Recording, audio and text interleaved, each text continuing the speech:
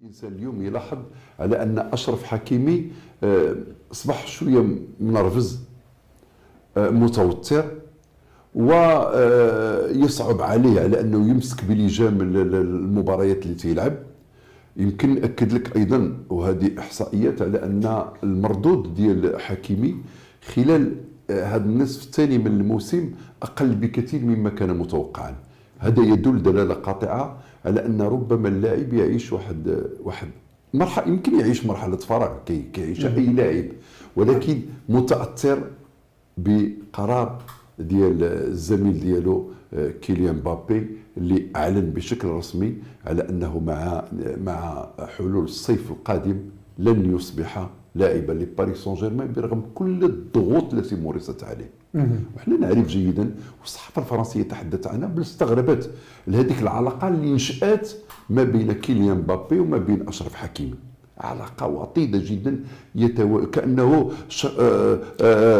شخصان في شخص واحد، بمعنى انه يتواجدان معا في الكثير من المناسبات، يظهران للعموم في كثير من المناسبات، ايضا في السر ديالهم يجتمعان. بمعنى، وكان دائما حكيمي قال واحد المره على انني انا ومبابي نفس الكاركتر، يعني نفس الشخصيه، نفس التوجهات. فمن النادر انك توجد نفسك تتطابق مع لاعب اخر في الميولات، في الرغبات، في الاحاسيس، في المشاعر. فنشأت هذه العلاقه، ومن هنا بدات الصحافه كتتكلم واش اشرف حكيمي عقد النيه على الرحيل برحيل مبابي، واش يمكن يكون حكيمي هو لو كادر الحقيقي ديال باريس سان جيرمان ما بعد ذهاب كيليان مبابي داخل باريس سان جيرمان، علما ان لويس انريكي الذي اكد استمراره مع باريس سان جيرمان ما نتصورش على انه يفرط في اشرف حكيمي.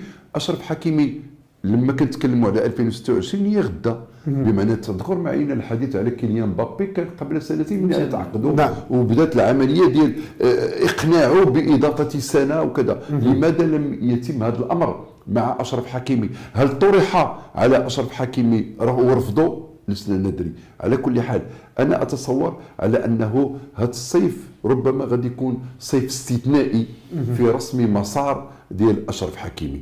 واش سيظل في باريس سان جيرمان على الاقل ليكمل السنه القادمه وبعدها يمشي لريال مدريد، او انه غادي يبقى مع نادي باريس سان جيرمان؟ طيب فؤاد، البعض يتحدث بانه هو رفض تمديد العقد ديالو مع باريس سان جيرمان اللي غينتهي في 2026.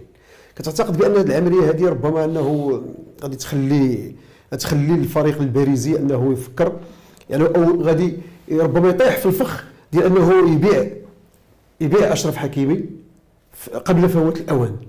تعزيزا لما قاله بدر الدين من خلال السياقات ديال اشرف حكيمي من الحضور ديالو، ايضا حتى النزول المستوى ديالو. انا ربطت النزول المستوى ربما عنده مساله نفسيه خاصه عاشها الولد خلال يعني بدايه هذا الموسم. هي كنعرفوا مساله ديال الطلاق ديال الزوجه ديالو كلشي ربما اثر عليه نفسيا حتى ادائيا مع الفريق ديال باريس سان جيرمان، ربما غيكون عنده حتى داخل الفريق الوطني المغربي. ولكن في الاجابه ديال على السؤال عندي منطق اخر في التحليل خاص بهذه القضيه ديال المفاوضات، لانه شنو يقولوا دابا اللي كتقول الصحافه الفرنسيه؟ كتقول بانه لن يقع الفريق الباريزي في نفس الخطا اللي ارتكبوه مع مبابي في عدم تمديد العقد ديالو مدى لمده سنتين، حتى لان هذه مساله ديال الارباح التسويقيه في سميتو في البيع ديال مبابي مثلا ريال مدريد بواحد السعر خاص. دابا الان مشى يعني بحال كنقولوا لاعب حور ديالك. فما يثير دابا الاتحاد الفريق الباريزي هو ان المفاوضات راه داخله سريا مع اشرف حكيمي، ولكن غير منطوقه على مستوى الاعلام، انه راه داخلين فعلا. ناصر الخليفي راه يريد من ان اشرف حكيمي تمديد العقد لمده سنه او سنه ما بعد 2026. علاش؟ لانه حتى لو باعوه في هذيك السنه غادي ربما ترتفع القيمه ديالهم السوقيه، فما يقدروش هما شراو ب 65 مليون من فريق بروسيا دورتموند ومعه من انتر ميلان، وغادي يقدروا يخسروا في هنا كيمشي في هذا السياق. دابا واش حكيمي رافض ولا قابل الوضع. شي يقولوا هما تيقول لك حنا ما غنوقعوش في نفس الخطا ديال كيليان مبابي. راه قلتي دابا في السؤال واش كاين شي ثغره قانونيه، قال لك انا هنا مبابي سميتو اشرف حكيمي ما غنوقعوش في نفس الخطا ديال مبابي، على اساس ان غنخرجوا من الثغره القانونيه. ما يمكن نبيعوه في هذا الصيف على اساس انه تبقى له حتى 2026 باش تطلع الكوطه ديالو السوقيه ديال البيع.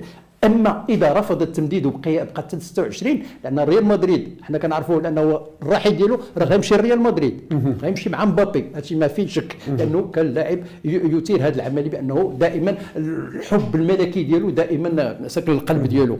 فالامكانيه ديال الرحيل ديالو ريال مدريد راه مرتبطه باللاعب كارفاخال راه غتنسالي العقد ديالو في التاريخي في 2000 وصيف 2025. لذلك فهم خصهم يوجدوا مثلا ظهير ايمن الفريق ريال مدريد. اش كيقولوا بانه من بعد هذا 2025 اشرف حكيمي راه ما غاديش ربما يجدد العقد ديالو مع باريس سان جيرمان، ربما يمشي حتى لسنه 2026 عاد يمكن له يمشي لريال مدريد بنفس الحيله ديال سميتو. وشي يقول بانه حتى راه بالنسبه لاشرف حكيمي قال بانه لو انتهيت من الفتره ديال التعاقد ديالي مع باريس سان جيرمان انذاك يعني في 2026 غتبقى لي عندي 6 أو 7 سنوات يعني في المسار الاحترافي خصني نلعبوا مع فريق عالمي. هذا ما يقصدوا. لذلك هنا باقيين حنايا في تخوف. نادي باريس سان جيرمان يشد يتمسك بالتفاوض مع الحكم من اجل التمديد، وان لم يرد فسيبيعه خلال هذا الصيف من اجل رفع الكوطه ديالو. وايضا انت مع البقاء او الرحيل ديال اشرف حكيمي من باريس سان جيرمان؟ الامر يتوقف على المشروع الرياضي، يعني لانه الان عندما سيخرج كيليان مبابي من فريق باريس سان جيرمان هذا يعني ان الفريق سيتغير. وحنا نعرف جيدا على انه باريس سان جيرمان شهد واحد الثوره اولى.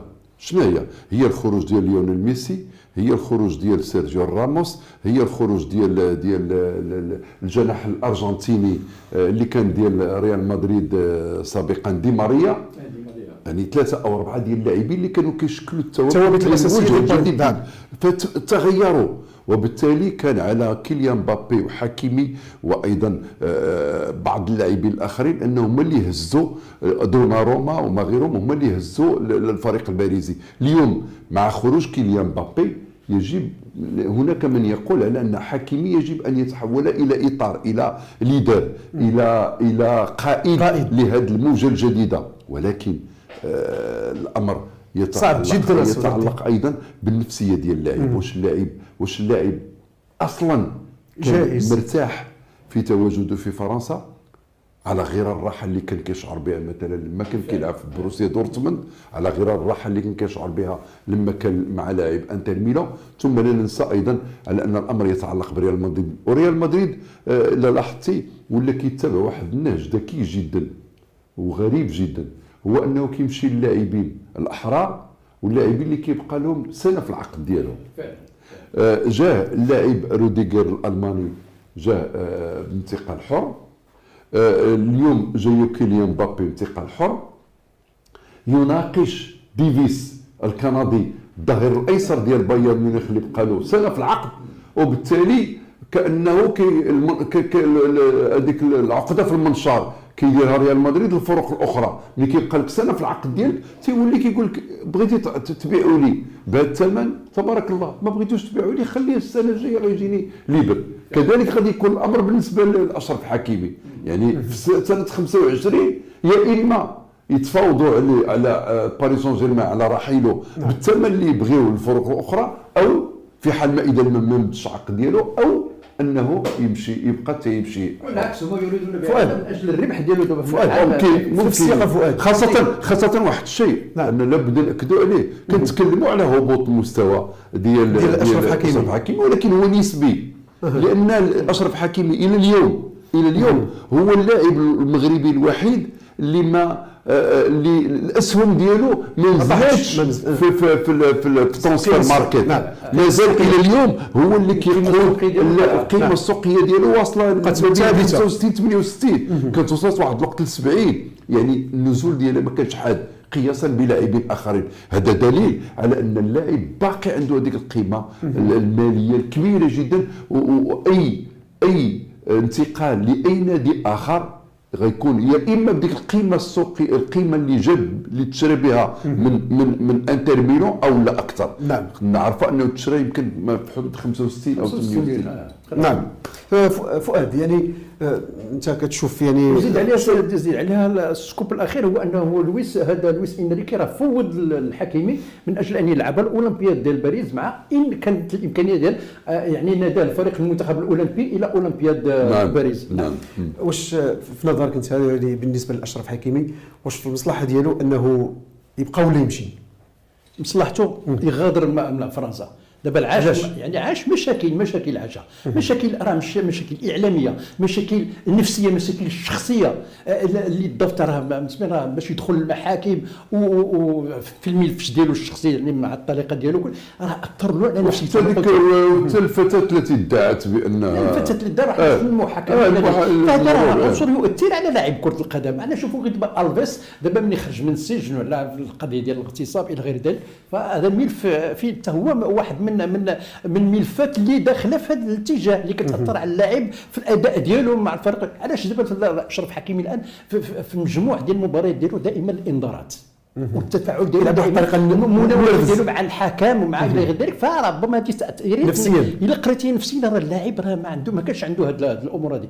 اللاعب في القمه ديالو انا كنعتقد بانه راه غيكون يعني الرحيل ديالو من فرنسا الى مدريد يعني ما غنقولوش سابق الاواني، ولكن هذه هي يعني القفزه اللي غادي يديرها في الخطوات المقبله. وان كان اليوم تركيزه كبير جدا، لا هو ولا مبابي، حتى لو مبابي اعلن رحيله اليوم تركيزهم كبير على عصبه الابطال الاوروبيه. بالفعل تيشوفوا بالفعل على انه هذا الفريق بهذه التركيبه ديالو اليوم قادر على انه ربما يوصل للمباراه النهائيه وربما يفوز باللقب الاوروبي اللي من اجله المؤسسه القطريه الحاضنه لفريق باريس سان جيرمان صرفت الملايير من اجل جلب العديد من اللاعبين باش يفوزوا بعصبه الابطال. كانوا جوج الانديه عملوا هذه العمليه، عملتها باريس سان جيرمان وعملتها مانشستر سيتي.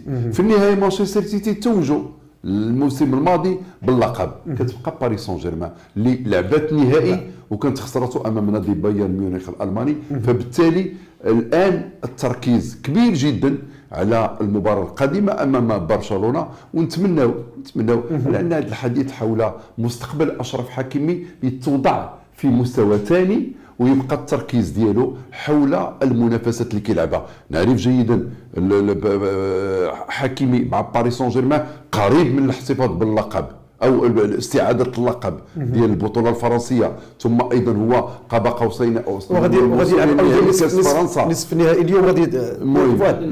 المهم ثم ايضا عصبه الابطال الاوروبي. اذا الفريق مازال كيتضارب ويحارب على كل الواجهات، وبالتالي التركيز على الامور الرياضيه هي اللي غتكون مفيده لاشرف حكيمي في هذا التوقيت هذا. ونتمنوا ان شاء الله لاشرف حكيمي انه ما غيلعبش المباراه الاولى ديال الذهاب امام برشلونه بفعل الانذار اللي تلقاه في المباراه ديال الدور ثمن النهائي بسبب هذا اللي تكلم عليها فؤاد وتكلمنا عليها النرفزه الزائده. ما كان ليتلقى ذلك الانذار. نعم.